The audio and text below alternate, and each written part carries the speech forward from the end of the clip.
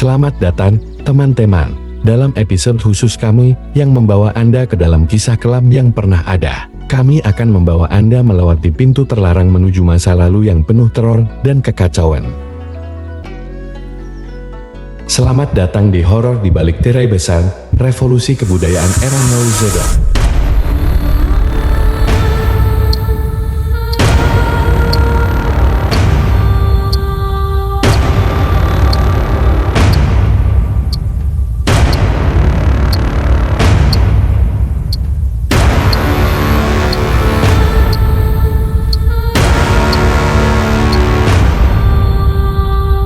Ini adalah masa yang kelam dalam sejarah Tiongkok, di mana kekuasaan dan ideologi bersatu untuk menciptakan badai yang menghantui negara ini.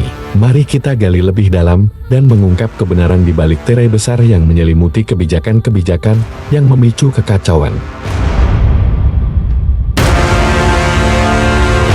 Bersiaplah, karena kita akan menapaki jejak kebijakan yang menyebabkan penganiayaan, penghancuran, dan ketakutan. Ini adalah kisah horor yang tidak boleh dilupakan. Mari mulai perjalanan kami ke horor di balik tirai besar, Revolusi Kebudayaan Era Mao Zedong.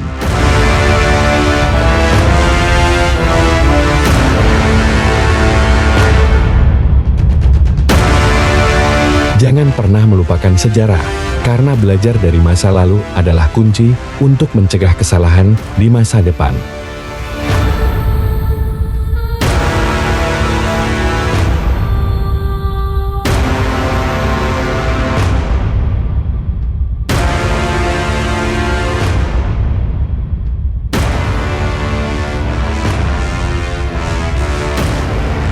Disclaimer, konten ini dimaksudkan untuk tujuan edukasi dan menghormati sejarah, bukan untuk memprovokasi atau menghina pihak tertentu.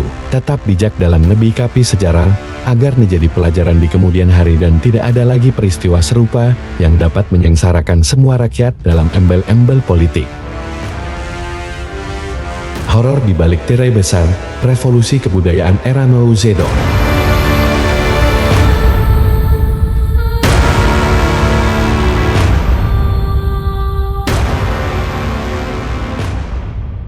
Nama Mao Zedong mungkin tidak terlalu akrab di telinga sebagian besar orang saat ini, Mao adalah mantan pemimpin Cina pada tahun 1949 hingga tahun 1976, era yang disebut sebagai masa-masa penuh ketakutan di Cina.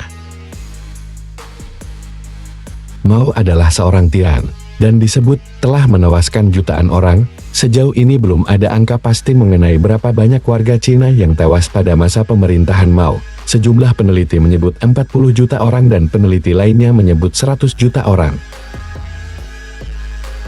Melansir dari Business Insider, Mao seorang penganut sistem komunis. Ia mulai memimpin Cina setelah dia berhasil memenangkan Perang Saudara yang berlangsung pasca Perang Dunia Kedua. Perang Saudara ini menewaskan setidaknya 9 juta orang. Sejak Mao memimpin, nilai-nilai tradisional Cina, seperti Lao Tzu, Taoisme, dan Konfusianisme, yang mayoritas mengajarkan perdamaian, kerendahan hati, dan modernisasi, tergerus oleh paham komunis yang dianutnya. Komunisasi di Cina pada era Mao berlangsung dalam 3 tahap, yakni pembersihan, rencana, dan kambing hitam. Pertama, ada pembersihan untuk mewujudkan komunisme. Ada gerilyawan yang membunuh dan menyebar untuk menasionalisasi. Saat itu, gereja-gereja harus dihancurkan, kontrarevolusi harus diturunkan. Kekerasan dimulai di negara ini, dan kemudian menyebar ke kota-kota. Semua petani dibagi menjadi 4 kelas yang dianggap dapat diterima secara politis, yakni miskin, semi-miskin, rata-rata, dan kaya. Semua orang dianggap sebagai pemilik tanah, dan ditargetkan untuk dieliminasi. Jika tidak ada pemilik tanah yang dapat ditemukan, golongan yang dianggap kaya sering disertakan dalam kelompok ini. Tirlas itu ditemukan dalam serangkaian pertemuan kepahitan di seluruh negeri, di mana orang-orang menoleh ke tetangga mereka karena memiliki properti dan tidak setia secara politis. Mereka yang begitu dianggap tidak setia secara politis segera dieksekusi bersama dengan mereka yang tidak bersimpati dengan pemerintah Mao. Kampanye tersebut kemudian berpindah ke kota. Siapapun yang dicurigai terlibat dalam prostitusi, perjudian, penghindaran pajak, kebohongan, penipuan, penawaran opium, atau rahasia negara dieksekusi sebagai bandit. Mao kemudian membawa kampanye 100 bunga dalam 2 bulan pada tahun 1957. Orang didorong untuk berbicara dengan bebas dan memberikan sudut pandang mereka, sebuah kesempatan yang sangat menggoda bagi para intelektual. Namun, liberalisasi itu hanya singkat dan tipuan. Semua orang yang berbicara menentang pemerintah Cina ditangkap dan dipenjara. Sekitar 400.000 orang dipenjara, di mana 10%-nya adalah pelajar. Kekejaman Mao terus berlanjut dengan sejumlah kebijakan horor yang dibuat. Mao meninggal dunia pada tahun 1976, yang menjadi tanda berakhirnya rezim komunis yang ia bangun. Beberapa bulan setelah Mao meninggal, reformasi berlangsung di Cina, kebebasan sipil dipulihkan, dan rehabilitasi dimulai. Pemerintahan komunis Cina era Mao Zedong adalah periode yang penuh dengan peristiwa bersejarah, baik yang menginspirasi maupun yang menakutkan. Selamat datang dalam episode khusus ini.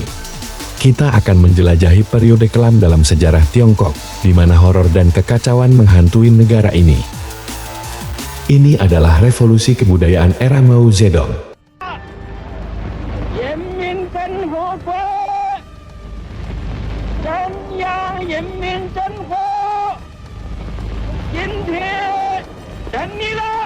Mao Zedong adalah seorang tokoh politik dan revolusioner Tiongkok yang memimpin Partai Komunis Tiongkok (PKC) dari tahun 1935 hingga kematiannya pada tahun 1976.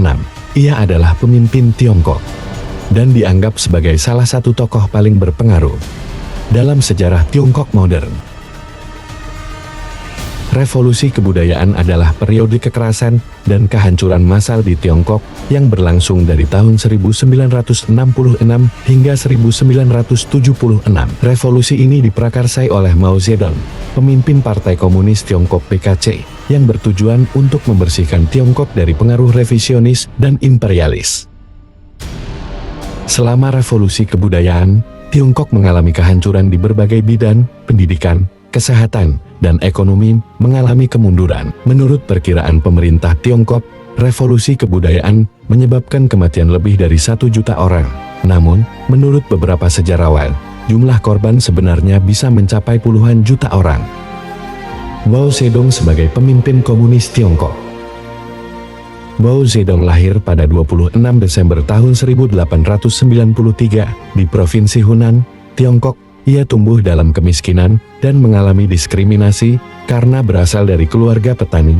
Meskipun menghadapi berbagai kesulitan dalam hidupnya, ia memiliki semangat belajar yang kuat. Mao menjadi tertarik pada politik pada usia muda dan mulai aktif dalam gerakan revolusioner. Pada tahun 1921, ia membantu mendirikan Partai Komunis Tiongkok (PKC). Mao memimpin PKC melalui Perang Saudara Tiongkok, yang berakhir pada tahun 1949 dengan kemenangan PKC. Setelah kemenangannya, Mao menjadi pemimpin Tiongkok dan memulai serangkaian reformasi sosial dan ekonomi radikal. Reformasi ini termasuk revolusi kebudayaan tahun 1966 sampai tahun 1976 yang menyebabkan kekerasan dan kehancuran massal. Mao Zedong adalah seorang tokoh yang kontroversial. Ia telah dipuja sebagai pahlawan oleh sebagian orang dan dikritik sebagai diktator oleh sebagian orang lainnya. Namun, tidak dapat dipungkiri bahwa Mao adalah salah satu tokoh paling berpengaruh dalam sejarah Tiongkok modern. Latar belakang politik dan ekonomi Tiongkok pada masa kepemimpinan Mao Zedong sangatlah kompleks. Pada masa itu, Tiongkok baru saja keluar dari perang saudara yang panjang dan berkepanjangan. Tiongkok juga merupakan negara yang terbelakang secara ekonomi, dengan mayoritas penduduknya hidup dalam kemiskinan. Pada masa sebelum perang saudara Tiongkok diperintah oleh berbagai dinasti dan pemerintahan yang berkuasa secara bergantian. Tahun 1912, Tiongkok diproklamasikan sebagai Republik Tiongkok. Tetapi negara ini segera dilanda perang saudara antara pemerintah nasionalis dan komunis. Perang saudara ini berlangsung selama lebih dari 20 tahun dan berakhir pada tahun 1949 dengan kemenangan Partai Komunis Tiongkok. Setelah kemenangan Partai Komunis Tiongkok, Mao Zedong menjadi pemimpin Tiongkok. Mao adalah seorang tokoh yang otoriter dan diktator. Ia membatasi kebebasan politik dan berpendapat dan melakukan berbagai represi terhadap lawan-lawannya. Pada masa sebelum Perang Saudara Tiongkok merupakan negara agraris yang terbelakang secara ekonomi. Mayoritas penduduknya hidup dalam kemiskinan, dan tingkat pendidikan serta kesehatan masyarakat masih rendah. Setelah kemenangan Partai Komunis Tiongkok, Mao Zedong memulai serangkaian reformasi ekonomi. Reformasi ini bertujuan untuk membangun ekonomi Tiongkok yang kuat dan mandiri. Namun, beberapa kebijakan ekonomi Mao justru menyebabkan kegagalan dan penderitaan bagi rakyat Tiongkok. Kebijakan ekonomi Mao lainnya yang gagal adalah Great Leap Forward tahun 1958 sampai tahun 1961. Great Leap Forward adalah program industrialisasi dan kolektivisasi pertanian yang diprakarsai oleh Mao. Program ini justru menyebabkan kelaparan massal yang menewaskan jutaan orang. Tujuan awal dan narasi di balik revolusi kebudayaan. Tujuan awal revolusi kebudayaan adalah untuk membersihkan Tiongkok dari pengaruh revisionis dan imperialis.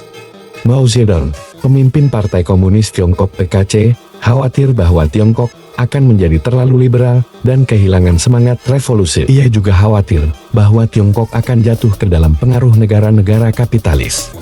Untuk mencapai tujuan ini, Mao Zedong menyerukan kepada kaum muda untuk membentuk Tentara Merah yang akan menghukum para musuh revolusi. Tentara Merah ini diberi mandat untuk melakukan kekerasan dan pembantaian terhadap para pejabat pemerintah, intelektual, dan anggota masyarakat yang dianggap sebagai ancaman bagi revolusi kebudayaan.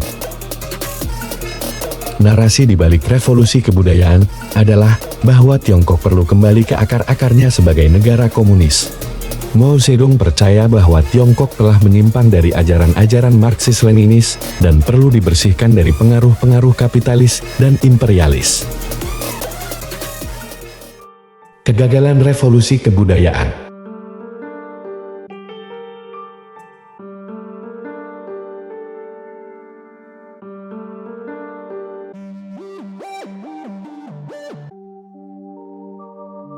Revolusi kebudayaan juga menyebabkan kerusakan besar pada ekonomi Tiongkok, pendidikan, kesehatan, dan infrastruktur Tiongkok mengalami kemunduran. Bagaimana revolusi kebudayaan berkembang menjadi babak permulaan teror. Revolusi kebudayaan berkembang menjadi periode teror karena beberapa faktor, antara lain kepemimpinan Mao Zedong yang otoriter dan diktator. Mao Zedong memiliki kekuasaan yang besar dan tidak terbatas, dan ia menggunakan kekuasaannya untuk mengontrol dan menekan semua kritik terhadap dirinya. Kebijakan-kebijakan Mao yang radikal dan tidak terencana.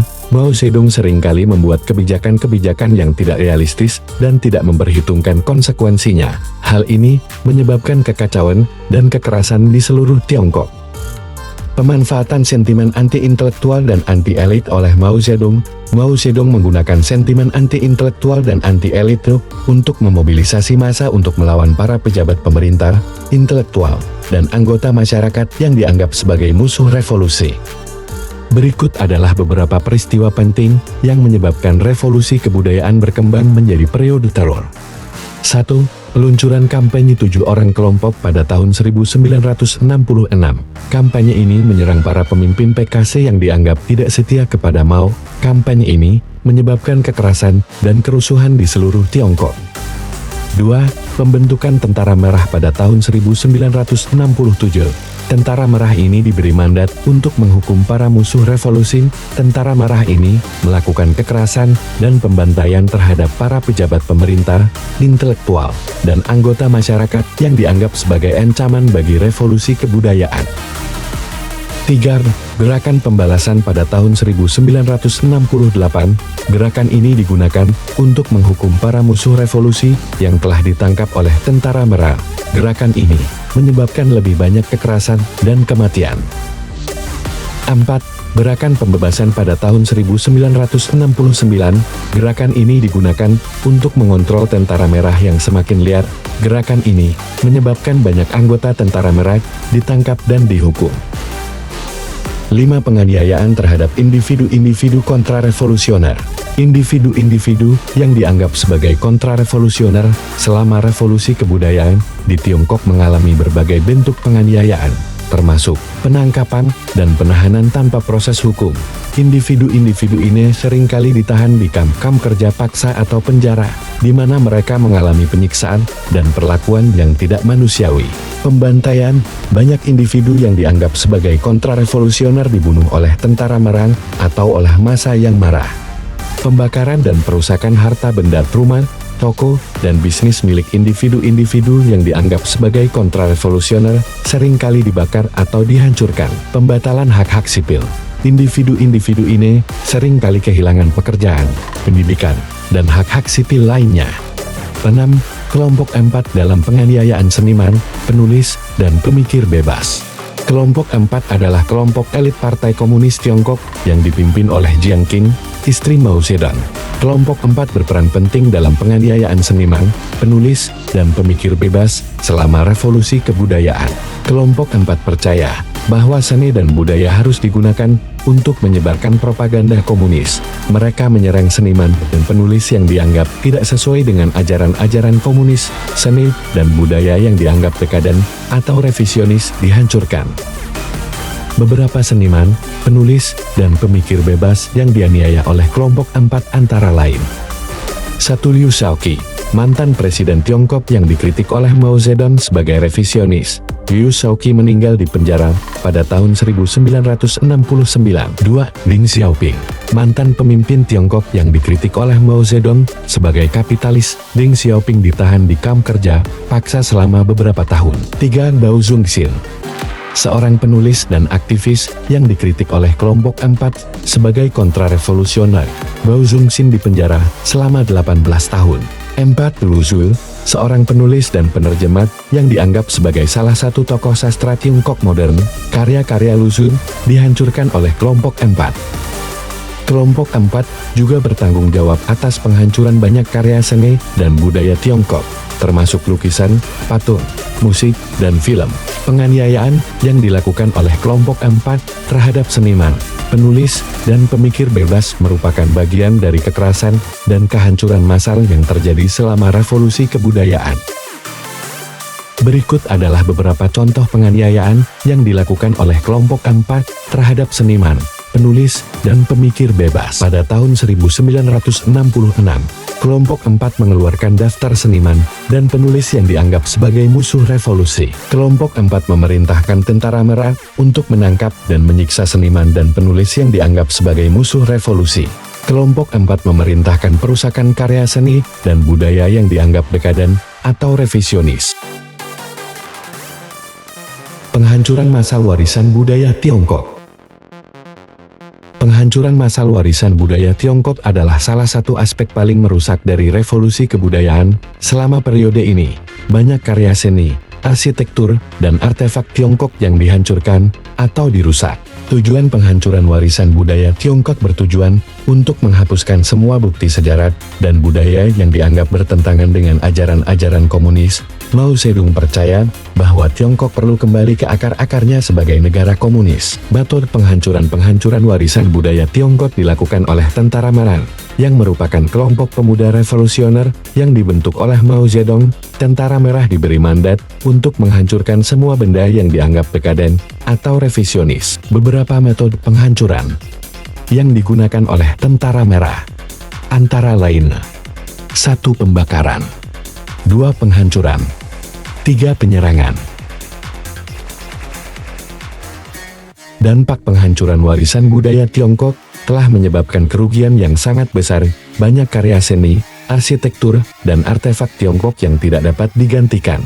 Berikut adalah beberapa contoh penghancuran warisan budaya Tiongkok. Pada tahun 1966, Tentara Merah menghancurkan kuil lama di Beijing. Pada tahun 1967, Tentara Merah menghancurkan Museum Istana di Beijing. Pada tahun 1968, Tentara Merah menghancurkan Perpustakaan Nasional Tiongkok di Beijing. Pemerintah Tiongkok telah melakukan upaya untuk memulihkan warisan budaya yang hilang. Selama revolusi kebudayaan, upaya ini termasuk rekonstruksi bangunan dan situs bersejarah, restorasi karya seni dan artefak, pendokumentasian sejarah revolusi kebudayaan. Upaya pemulihan ini masih berlangsung dan diperkirakan akan memakan waktu bertahun-tahun untuk memulihkan semua warisan budaya Tiongkok yang hilang. Selama revolusi kebudayaan, Mao Zedong dan Partai Komunis Tiongkok (PKC) berusaha untuk membersihkan elemen-elemen feodal dan kapitalis dari budaya Tiongkok. Upaya ini dilakukan melalui berbagai cara, termasuk pembaruan pendidikan. PKC mengubah sistem pendidikan Tiongkok untuk menekankan ajaran-ajaran komunis. Pendidikan tradisional Tiongkok yang dianggap sebagai feodal dan kapitalis dihapuskan. Perubahan sistem pendidikan. Sistem pendidikan Tiongkok menjadi lebih terpusat dan dikendalikan oleh pemerintah. Pendidikan tradisional Tiongkok dihapuskan dan diganti dengan pendidikan yang menekankan ajaran-ajaran komunis. Perubahan budaya. PKC mempromosikan budaya baru yang didasarkan pada ajaran-ajaran komunis. Budaya tradisional Tiongkok yang dianggap sebagai feodal dan kapitalis dikritik dan ditekan. Perubahan budaya. Banyak aspek budaya tradisional Tiongkok yang dihapuskan atau diubah. Misalnya, pakaian tradisional Tiongkok dilarang dan festival tradisional Tiongkok diubah untuk menekankan ajaran-ajaran komunis. Pembaruan ekonomi. PKC melakukan serangkaian reformasi ekonomi untuk mengubah Tiongkok menjadi negara komunis yang lebih murni. Reformasi ini bertujuan untuk menghapuskan semua kepemilikan pribadi dan pasar bebas. Perubahan ekonomi. Tiongkok menjadi negara sosialis yang lebih terpusat, kepemilikan pribadi dan pasar bebas dihapuskan. Upaya PKC untuk membersihkan elemen-elemen feodal dan kapitalis dari budaya Tiongkok telah menimbulkan berbagai kontroversi. Upaya ini telah menghancurkan banyak aspek budaya Tiongkok yang berharga. Namun, PKC berpendapat bahwa upaya ini diperlukan untuk membangun Tiongkok. Penghancuran massal warisan budaya Tiongkok selama revolusi kebudayaan telah menyebabkan kerugian budaya dan sejarah yang sangat besar. Kerugian ini meliputi hilangnya karya seni, arsitektur, dan artefak yang tidak dapat digantikan. Hilangnya pengetahuan dan informasi tentang sejarah dan budaya Tiongkok. Perubahan budaya dan identitas Tiongkok. Banyak karya seni, arsitektur, dan artefak Tiongkok yang dihancurkan atau dirusak. Karya-karya ini termasuk lukisan patung, musik, film, arsitektur, artefak. Karya-karya ini mewakili ribuan tahun sejarah dan budaya Tiongkok. Banyak dari karya-karya ini tidak dapat digantikan dan merupakan kerugian yang sangat besar bagi dunia. Penghancuran karya seni, arsitektur, dan artefak juga menyebabkan hilangnya pengetahuan dan informasi tentang sejarah dan budaya Tiongkok. Karya-karya ini seringkali merupakan sumber informasi penting tentang masa lalu Tiongkok. Akhir dari era kepemimpinan Mao Zedong. Mao Zedong meninggal pada tanggal 9 September tahun 1976 di usia 82 tahun. Kematiannya menandai akhir dari era kepemimpinannya yang panjang dan penuh gejolak. Mao Zedong telah menjadi pemimpin Tiongkok selama lebih dari 30 tahun, dari tahun 1949 hingga kematiannya. Selama masa kepemimpinannya, ia memimpin Tiongkok melalui revolusi sosialis, revolusi kebudayaan, dan perang dingin. Mao Zedong adalah seorang pemimpin yang kontroversial. Ia dihormati oleh banyak orang Tionghoa sebagai pendiri Republik Rakyat Tiongkok dan pahlawan perjuangan melawan imperialisme. Namun, ia juga dikritik karena kebijakan-kebijakannya yang dianggap represif dan menyebabkan kematian jutaan orang. Kematian Mao Zedong menyebabkan kekacauan politik di Tiongkok. Kelompok 4, yang dipimpin oleh istri Mao Zedong, Jiang Qin, mencoba untuk mengambil alih kekuasaan. Namun, kelompok ini akhirnya dikalahkan oleh Deng Xiaoping yang kemudian menjadi pemimpin Tiongkok. Berikut adalah beberapa peristiwa penting yang terjadi menjelang akhir kepemimpinan Mao Zedong. Pada tahun 1975, Mao Zedong menderita stroke yang parah. Stroke ini menyebabkan kesehatan Mao Zedong menurun secara drastis. Pada tahun 1976, Mao Zedong dikelilingi oleh para pendukungnya yang dikenal sebagai kelompok 4. Kelompok 4 ini dipimpin oleh Jiang Qin, istri Mao Zedong. Pada tanggal 9 September tahun 1976, Mao Zedong meninggal dunia. Kematiannya menandai akhir dari era kepemimpinannya yang panjang dan penuh gejolak. Kematian Mao Zedong merupakan peristiwa penting dalam sejarah Tiongkok. Kematiannya menandai akhir dari era kepemimpinan yang lama dan menandai dimulainya era baru reformasi ekonomi dan politik di Tiongkok.